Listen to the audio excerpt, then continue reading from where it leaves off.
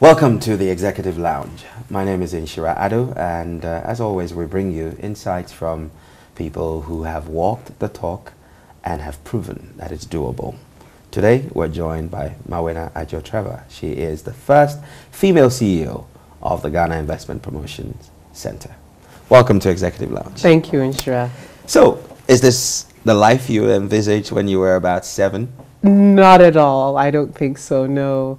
I recall having expressed a desire to be a doctor.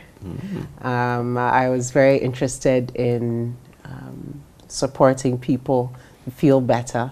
So my late mother told me that I used to take dolls and practice giving injections and use the stethoscope to check their hearts and so on. So I'd always had the idea that I would be involved in a career in medicine at some point. So this is entirely divine providence. I see. Well, probably medicine in another way. I think so. You nurse investment dreams and opportunities. That's a nice way to put it. Yeah. You've done quite well for yourself. And would you say being homeschooled play a part in all of this? Did it prepare you? What advantage did that give you, if any? Well, first I would say that if I've been able to achieve anything, it's entirely by God's grace. But I also will absolutely concede that the influence of my parents right through my formative years and even as a young adult, considering various career options as well as my own personal life, they have been a very powerful influence in guiding and directing the choices that I have made personally and professionally.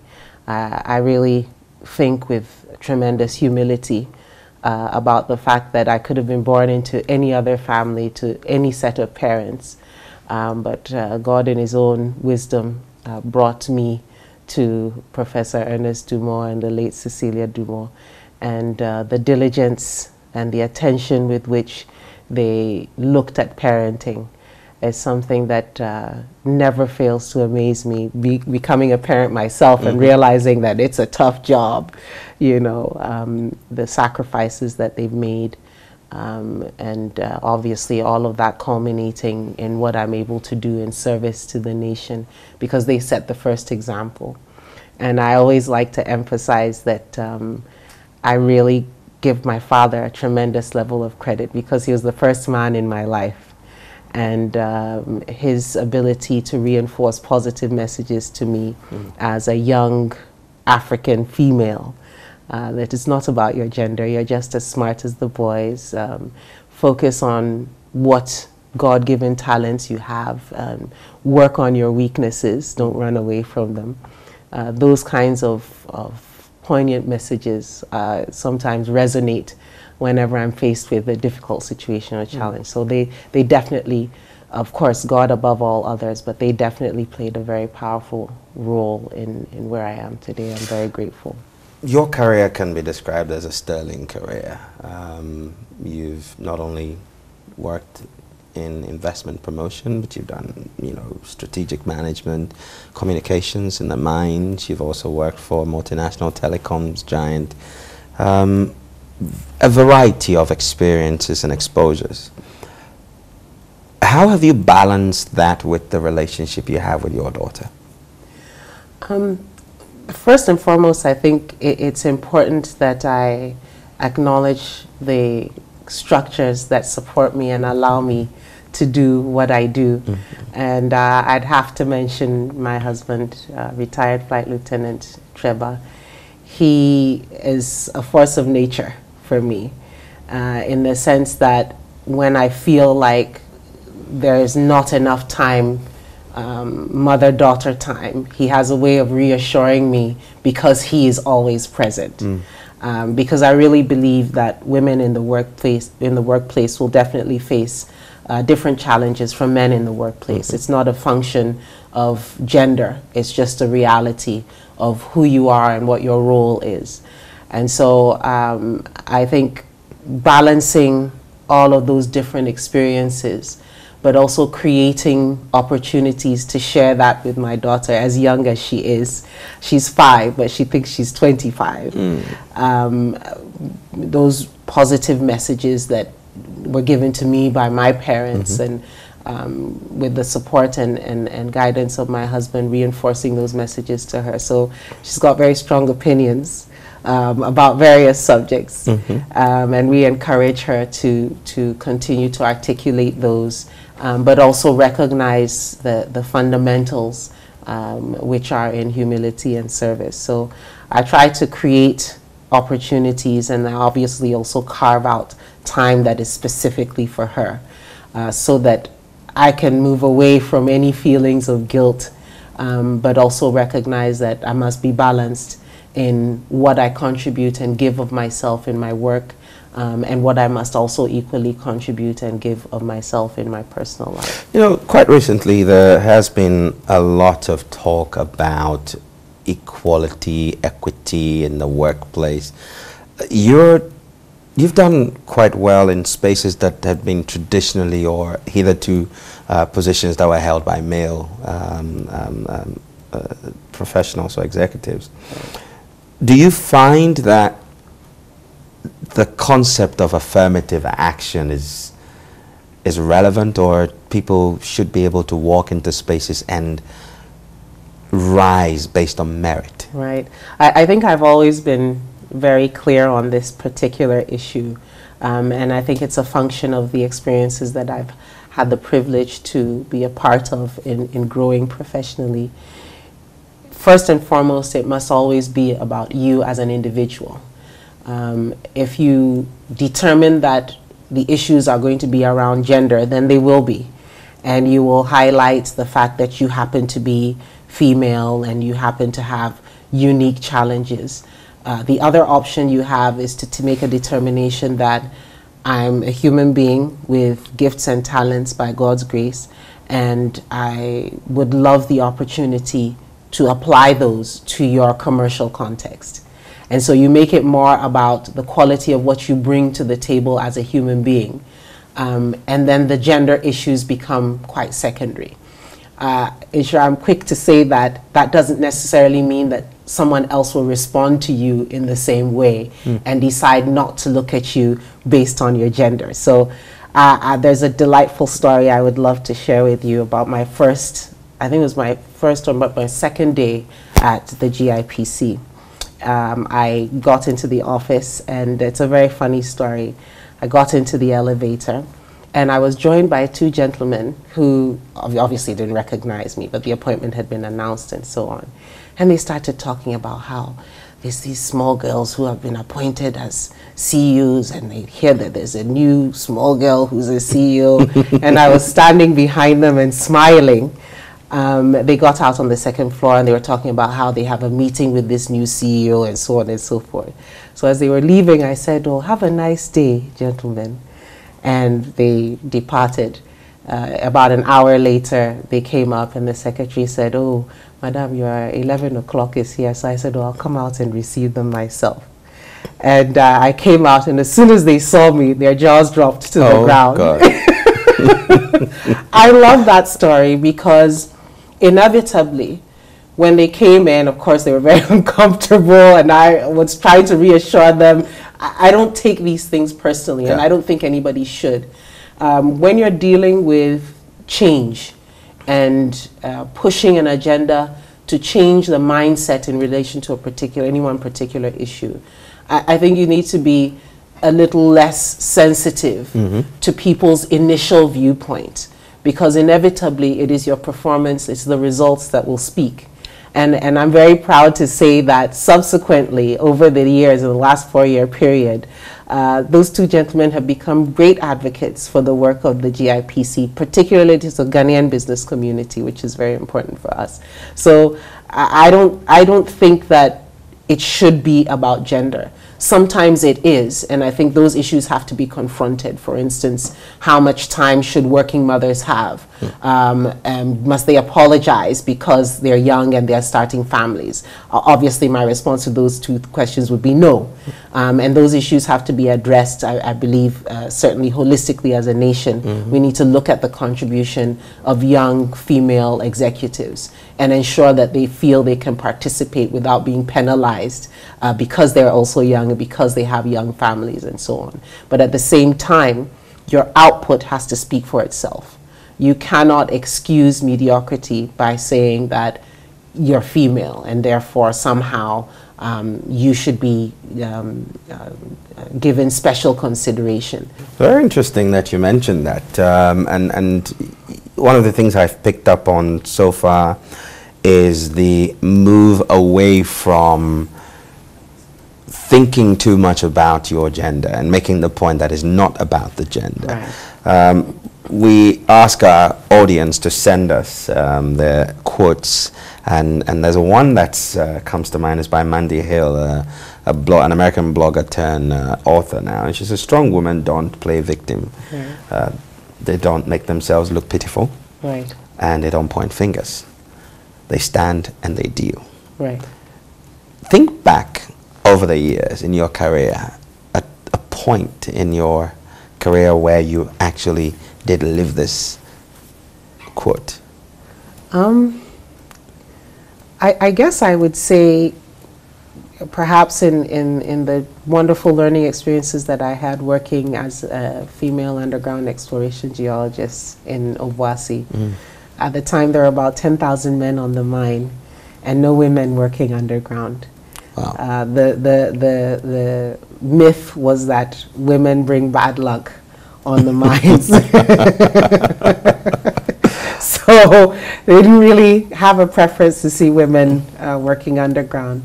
But I think I was, fresh undergraduate, super excited to be back home because my first degree was from the University of Jos in Nigeria. Really keen to just hit the ground running and be a sponge and absorb as much learning as I could. So I was really not at all engaged as far as my gender, of course, until I got to the mines and I discovered that I happened to be the only woman who was going to be working underground. And to my surprise, some of the gentlemen who were issuing, the overalls and the boots declared that they didn't have boots my size. It was just to put me off going, and obviously I was at least a head and a half taller than most of the guys. I'm a tall girl. Yeah. And so I knew something was up. So when it got to my turn and the guy who was distributing the boots kept on skipping me, going to the next person, finally I said to him, I need somebody to mentor me and support me as I start this journey. And I've noticed that you look like somebody everybody respects. And he immediately said, bring her the boots. Bring her the boots. You deal with the situation as it comes, as it occurs. Of course, people are going to have their perceptions, whether you're male or you're female. Perception is one thing, reality is another thing. You create the reality in the way you choose to interact. And I think over time, I by the grace of God, had the opportunity to build a reputation for wanting to be excellent at my work. Not because I was without faults, but because I wanted to be diligent and make sure that I was accurate, because you're dealing with an industry that really requires a lot of accuracy. So I think dealing with the situation, dealing with individuals, but making sure that my performance speaks for itself. Those are the things that I think helped me to excel and progress. I'm a girl's girl, but I can hang out with the boys. I mean, I only have brothers, so I'm pretty comfortable in every space. We're all human. Oh, well, you're watching the Executive Lounge, and our guest today is the CEO of the Ghana Investment Promotion Center. And we will be back after this, and when we do, we'll be finding out the world of investment promotion. What does the future hold for it? Stay tuned. This is the Executive Lounge.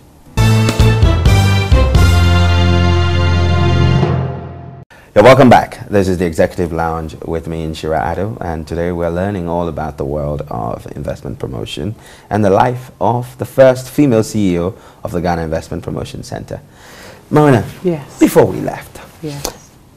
you talked a lot about what I would like to call soft power from your mind's experience, from handling the situation of the agitation and the spillage and the aftermath, from the work with MTN and now at the GIPC. How important is that kind of influence in authority compared to what we call the hard, I'm the boss power? Well, I mean, I think it's important for anyone in a leadership role to really understand their leadership style. What is it that defines you as a leader? And for me, leadership is two things, as I said. It's humility and it's service. Those are not words you would intuitively think of when you look at the definition of leadership, because you're expected to inspire and direct and counsel to achieve certain results. But I do think that having a certain leadership style and owning your leadership style is very important if you're going to be successful in that role, and influence in a positive way. And so having had the privilege of being invited to serve, because that is what I see it as, an opportunity to serve. As you rightly pointed out, I've been a young female executive across a number of different sectors in the private sector. So this was my first public sector job. And I think many a time, because of the anxiety about the unknown that comes with working in the public sector, a lot of young, talented Ghanaian professionals wouldn't immediately consider it. Plus, they would be thinking about what's the quality of the remuneration. But I think I was at a point professionally where I recognize that the opportunity doesn't always come in that form. And rather than sit on the sidelines and complain, I really had the opportunity to participate in a process to improve whatever I would come to meet. And so I think that's the context in which I looked at the leadership opportunity. It really is about service.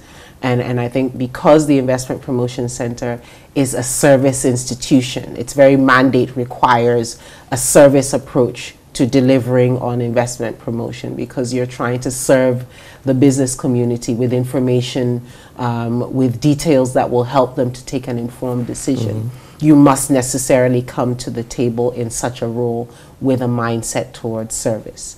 I think humility becomes even more important, because you're dealing with individuals who have access to vast financial resources. You don't want to be compromised, because in many respects you also play a regulatory role.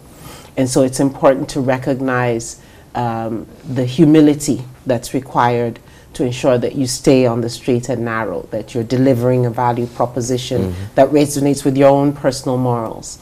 And so because it is service, you try to create opportunities for young professionals within the center. And the Investment Promotion Center we have in Ghana is quite a youthful organization, I'm proud to say. The average age is mid-30s. So we've got some very bright, very talented young professionals who are really serious and committed about what they do. Recognizing that with humility, the choices that we make, the investments that we promote, have the impact that they do 5, 10, 15, 20 years from now. That's very humbling to be part of something that's so futuristic to support development. I think those ideals really guided my leadership style.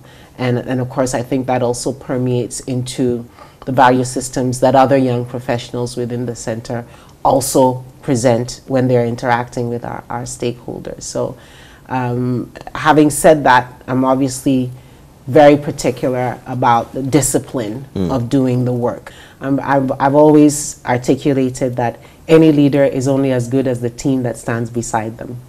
not behind them, beside them, because inevitably you are articulating for the whole organization. So Right. you must have a unified voice in what you put forward. Before we get into the world of investment promotion, let's dwell a little bit longer on leadership.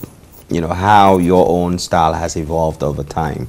Because you've transitioned from different sectors, from the mines to telecommunications, all in the private sector. Now you're in the public sector. Right. I'm sure somewhere along the line, the expectations you may have had didn't match the reality. How much room did you have to adjust, and what did you have to do?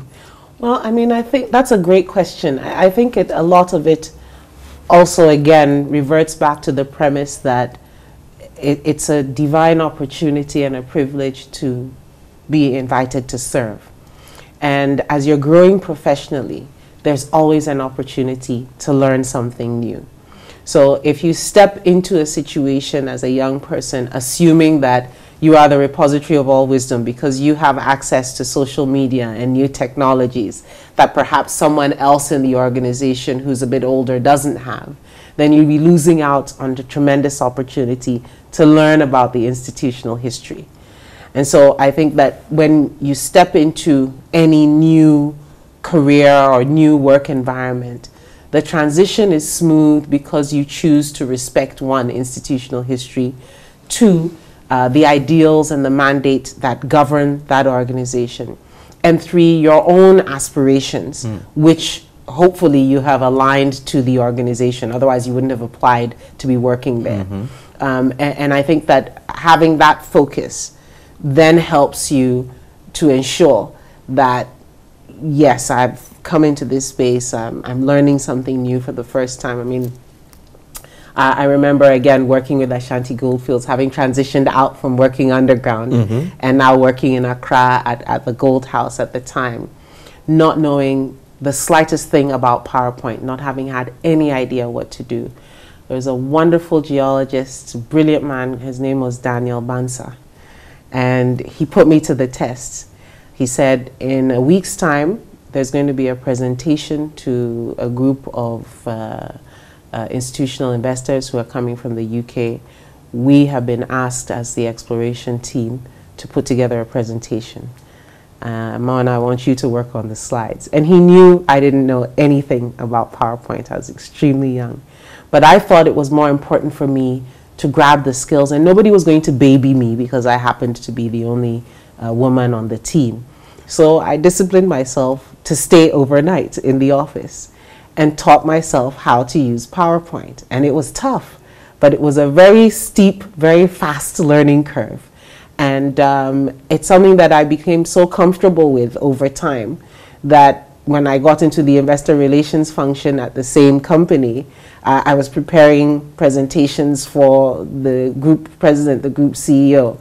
Those skills have gone with me everywhere else I've gone. And recognizing that, oh, this is something that I don't know, so why don't I challenge myself to acquire that knowledge? It's been beneficial to me, it's been beneficial to the organizations that I work for subsequently. But I recognize that it was an area that I needed to learn. Even in my current role, I didn't come into the role knowing what it means to be the CEO of the Investment Promotion Center. Right. But I did respect institutional history. And I thought it was important that some of the more senior directors who had been there for a long time support me as I went through that learning curve. And I'm very proud of those learning experiences that I believe have reinforced what we've been able to do as a GIPC. What I get from this is mindset. The level at which you'll function, be it successfully or otherwise, in a new environment is going to be dependent on the mindset you approach it with. Right. But the mindset is often developed from the exposure and the upbringing that you had. Right. You spent some time in Nigeria, then, you know, so you had a multicultural exposure. Right. So for somebody who may not have that experience and that exposure, how do we cultivate the mindset that keeps us perpetually optimistic and open-minded enough to be able to learn and transition from various different spaces and still be relevant and successful. Right. I mean, the first thing I'll say is that I always recognize that exposure, those learning opportunities that were created by our parents were entirely a privilege. They were not a right. And because you recognize that it was a privilege, when you are presented with a new career opportunity, you see it as an opportunity to also give back for the sacrifices that were made for you to be exposed to other environments, other cultures, etc., and so on. I think that for those who haven't necessarily had that opportunity, in today's world, there really isn't an excuse. There's every opportunity to experience multicultural environments. Why? Because of the quality of the technology we have, because of the quality of access to information that we now have, our ability to read about other people from other places, and even develop relationships with people using technology. Those things are intentional decisions. So if we take an intentional decision that we will incorporate in some way, shape, or form into the learning experiences of young Ghanaians as they start their education, exposure to other cultures, and teaching them about other languages and the importance of being bilingual and how beneficial that can be. It's something that's got to be strategically done. So we decide as a nation that these are some of the things that we want to do, because we want people who have a broad scope of understanding and tolerance, because they understand other cultures. That's very, very important, and I think it's fundamental to our continued success as a nation. Ghana is one of those places where, fortunately, we haven't had as many challenges as other African countries have had, for instance, with people of different ethnicities and so on. It's really a non-issue. Certainly in my family, for instance, we're from every part of the country, and we're very proud of that pluralism. But I do think that making sure that we're intentional and we incorporate experiences that allow students, young people, to meet someone from somewhere else and interact with someone from somewhere and develop relationships with someone else. A lot of the things that we're often afraid of, we're only afraid because we don't know. And it is when we are armed with information that we begin to understand, oh, this is my classmate. The other day I was taking my daughter to school, and we were passing by a mosque, and she said, "Mommy, you know, I pray in the church, but my classmate Abdul prays in the mosque, but we are all praying." At that young age, those are the kinds of value systems that you want to instill and keep on reinforcing. So there's a lot of benefit in the differences that we all come to the table with, and harnessing those skill sets so that young people are able to interact with someone from some other part of the country or someone from some other part of the world or the continent.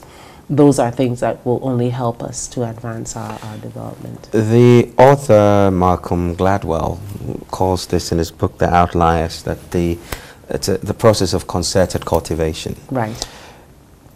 How much of that would shift the paradigm for Ghana's own development and preparedness to take global, advantage of global opportunities, say in the next 10, 15 years? Gosh, I think it's absolutely fundamental.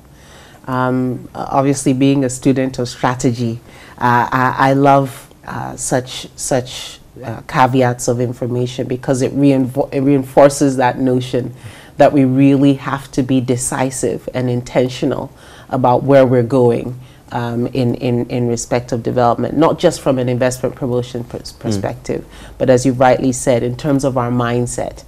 If we are very determined that we will be successful, whatever the challenges may be, we will continue to look at them and see how we can turn those challenges into opportunities.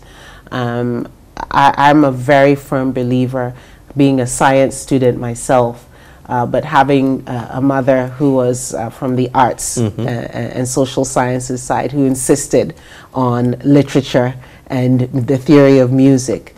those things have enhanced who I am today, and my ability to hold a conversation outside of just financials and balance sheets and tax and incentives is really important, because business is also about relationships and how you endear yourself and present yourself on behalf of the country is fundamentally important.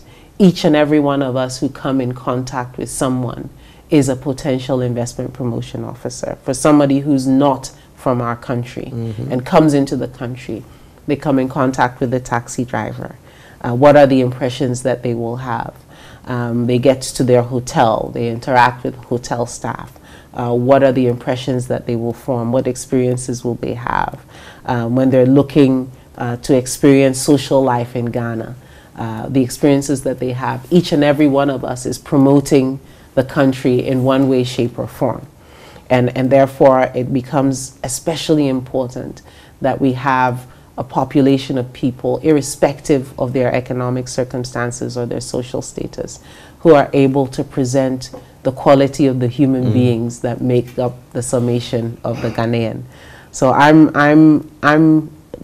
think, like all investment promotion officers, I'm very optimistic generally. That's our nature. Right. I just think that we have to be very deliberate and determine that these are some of the things that we want to see as outcomes when we are developing and designing and reassessing the academic programs that we put together for students. And I think there are a lot of private sector companies, or I should say academic institutions, that are doing that. So you get a rounded individual, as my late mother would say, That's somebody who can speak about music but also speak about money. Okay. The world of investment promotion, just give us a snapshot of what happens in there. When you travel around the world, all we see is your, jet setting. What actually happens when you're out there? Yeah, it's not as glamorous as people think it is, Ishra. It's a tremendous amount of time on an aircraft, and that can definitely take a toll on you physically. But it's really about taking very strategic decisions. If you look at Ghana today, and you look at our priority list of sectors in terms of development, you'll see agriculture and agro-processing right at the top of the list. You'll see infrastructure, you'll see power, you'll see oil and gas, of course. But I think what we're doing differently now is to ensure that we are not everywhere. We are placing ourselves strategically in front of decision makers who understand what it means to invest in our space. They understand that it's not the Ghana of 2 decades ago. It's Ghana today, middle income status, progressing to upper middle income status, and ensuring that they understand that we want to see jobs created. We have rules, we have regulations that we expect to have followed. We want to see more joint venture partnerships because we want more Ghanaian influence in business. Those are the things that we promote. Those are the things that we drive in our campaigning, especially with the domestic business community, because they also need a lot of support to match the interest of the international investing community. So striking that balance is actually a tremendous amount of work. There's a research function within the Investment Promotion Center, pulls up a lot of data, puts together investment profiles. We call for investment documentation from the Ghanaian business community that we can showcase. You know very well about our Ghana Club 100, celebrating corporate excellence in the country, driving the Think Ghana, Make It Happen campaign. So we're thinking positively about all of the opportunities to invest, and we must make it happen. We are making it happen. There are tremendous stories of brilliant Ghanaian entrepreneurs who have become very successful even in these times, and I think those are the stories that we need to put forward, because that's the proof. We no longer have to speak so much because the proof is already there in the excellence of the Ghanaian domestic business community. Interesting. The concept of investment promotion, as you've explained, is one that sort of looks on the outside. Right. Reading from, I think it was a Bennett Penter's book on the enterprise map of Ghana, you find that a lot of our businesses are owned by foreigners. And I know when we struck oil, it was one of the big, talking points. Will this space change, and when do you think it's likely to change? Inshira, it's already changing. It's already changing. I think that's one of the big stories behind our Think Ghana, Make It Happen campaign. Because the reality is that you also need to look at the sector-specific investments. Now, clearly, big infrastructure investments, roads, ports, airport facilities require other resources, other expertise, new technologies that we simply don't have in the country. So, of course, we would invite potential investors to come into the country. Now, having said that, they also need to be the kinds of investors who understand what we expect out of those investments that are being pursued. So we don't just hand over a whole lot of incentives unless we can prove that if we offer those incentives to the company in question, significantly more will accrue back to the country in the number of jobs that are created and the technology that's created. But I think what is exciting for us as an investment promotion center is to see the level of change and interest in registering with the Ghana Investment Promotion Center by the domestic business community, because that was the biggest perception to deal with, that, oh, the Investment Promotion Center is only interested in foreign direct investment. No. We actually need to start with the domestic business community. And I think giving them the attention and the focus that, quite frankly, they deserve and have always deserved, making sure that they are first in the information flow as far as investment opportunities, and making sure that when international players come into the country, the quality of our business-to-business meetings has vastly improved. So the international player also recognizes that, hey, these people know what they're doing, they know what they're looking for.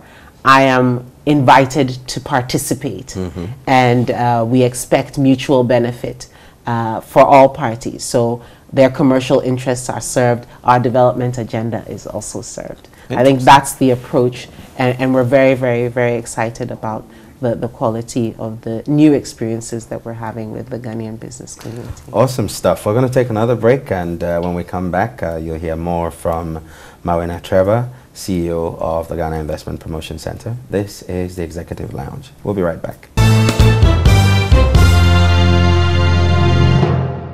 Welcome back. This is the Executive Lounge with me, Inshira Ado, and we're talking to the GIPC's first female CEO, Mawuena Trebarh.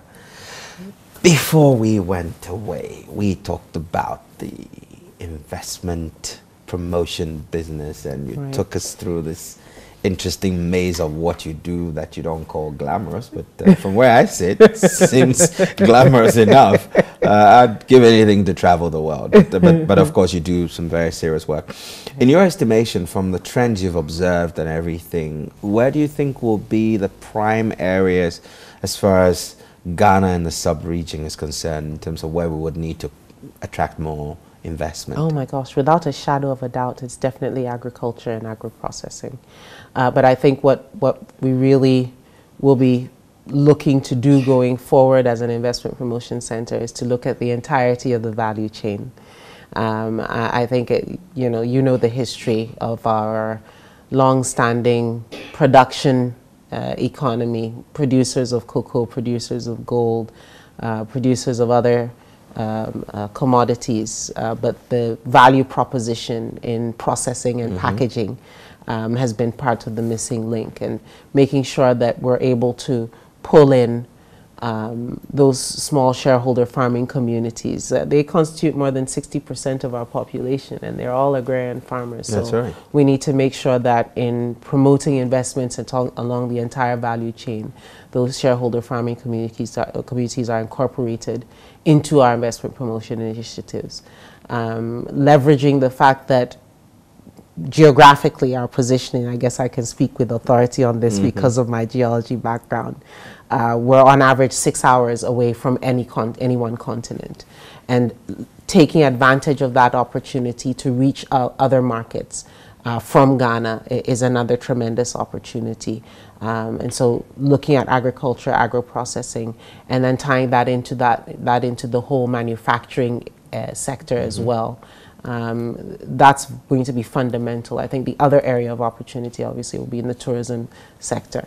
It is absolutely astounding the things that we can do with tourism in terms of development and promoting investment. So obviously foundational to that will be making sure that the investments in hospitality facilities are there, so that as the entertainment facilities, as nature conservation, as various other facets of tourism, our own culture and creating the tourism investment opportunities that come with the diversity of culture that we have in this country.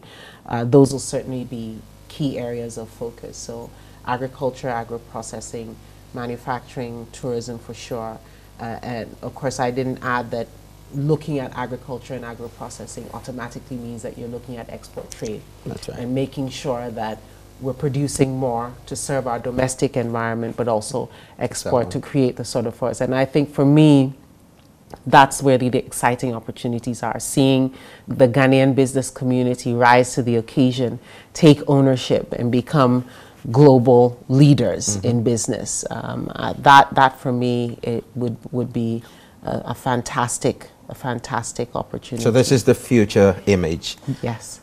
Let's do the pragmatic, lowest hanging fruit. In which order would you go after it if you had to prioritize on a short leash?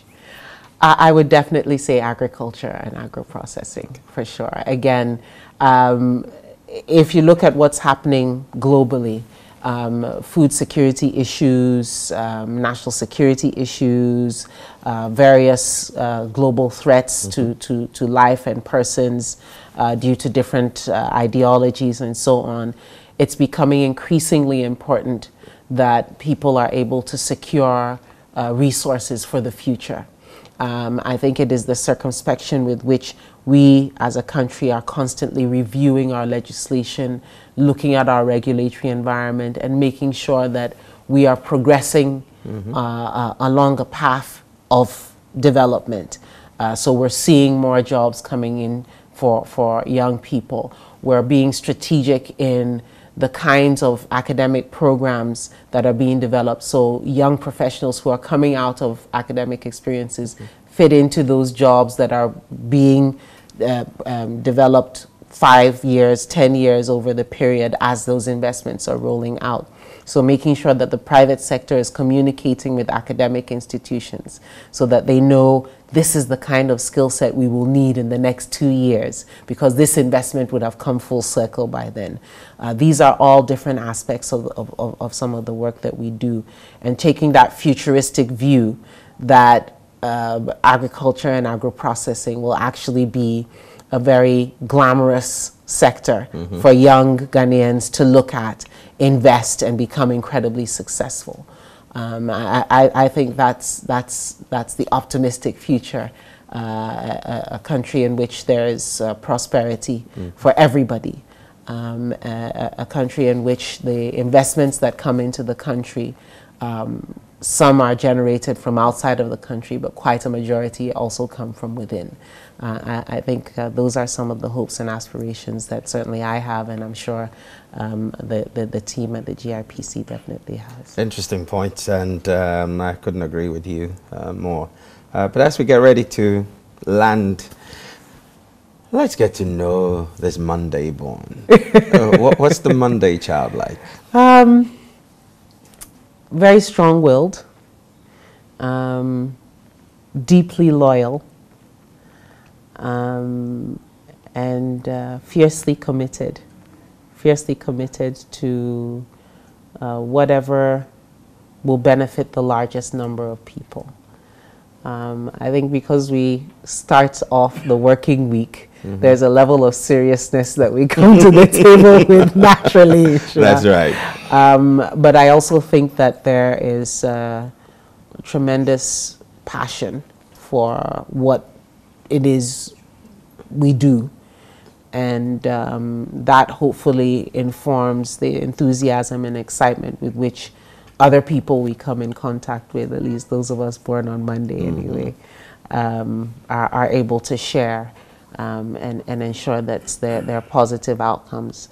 I guess if I were to sort of really delve a little bit deeper, I'm very rooted in my faith. And I think it's the beginning and end of everything. It's been my anchor in difficult times. And it's also been my anchor when there have been successes. I've been taught to be mindful of the quality of my celebration and success, because there's almost always another challenge ahead of you. And so if you dwell too much on your successes, then you lose sight of the next challenge that's ahead of you. And that is not to say you shouldn't be proud of or happy with whatever successes you enjoy, but you must be mindful that it also means that there's a higher expectation of you. And that should keep you very, very humble at all times. Wow, fantastic. What do you do to relax? I sleep. Interesting. I think the unanticipated element of this job was the quantum of travel that's required, and that is why I think we've had to be very strategic as an investment promotion center. Otherwise, you'll be drawn in 1,000 different directions, and you may not really have so much to show for it. So, when I get the opportunity to really relax and rest, I really like to give my body a break. I'm very serious about physical fitness, being married to a soldier, so I like to work out. It's a great way to relieve stress. It's pretty rigorous. 5 a.m. every morning, by 6 a.m. we're done, but it leaves you very refreshed for the day. And then, of course, there's nothing better on earth than being around 5-year-olds.